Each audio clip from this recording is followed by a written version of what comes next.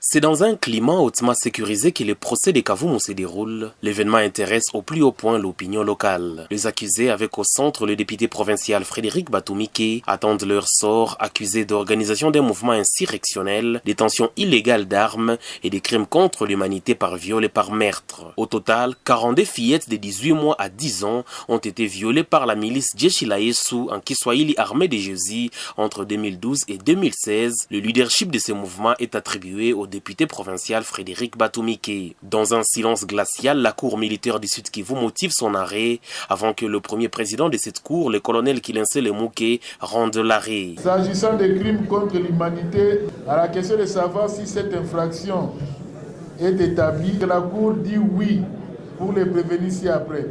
Batumike, Magaju, Mushagalusha, Bufole, Polepole, Zimiringi, Miringi Pascal Olivier, Shamboko Malira, Shamafu Midero, Ziundula Moussa, Malachi Jérôme et Mouchobekwa.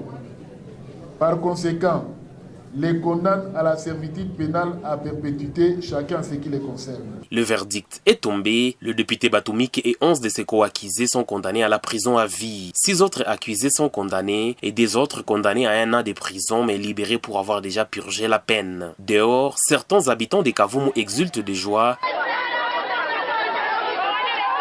D'autres se réservent de la manifester en public. La défense compte faire appel.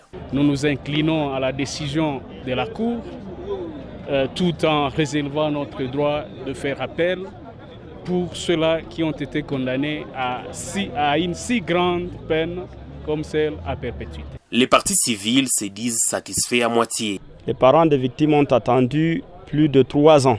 Les parents se sentent soulagés. Et la satisfaction, c'est surtout parce que le bourreau ont été condamnés. On les verra en prison désormais. Mais sur la réparation civile, c'est vrai, on peut regretter que l'on n'ait pas vraiment tenu compte de la hauteur du préjudice et que ce soit seulement à une somme de $5,000 qu'on condamne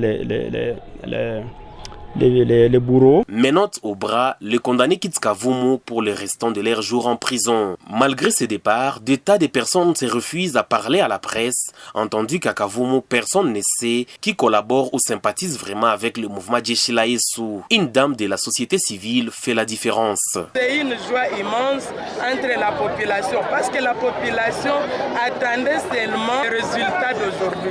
Vraiment, nous en sommes fiers. D'aucuns estiment qu'une ère nouvelle s'ouvre dans cette partie de l'Est de la RDC où des viols systématiques ont endeuillé des familles à 30 km au nord-ouest de la ville de Bukavu.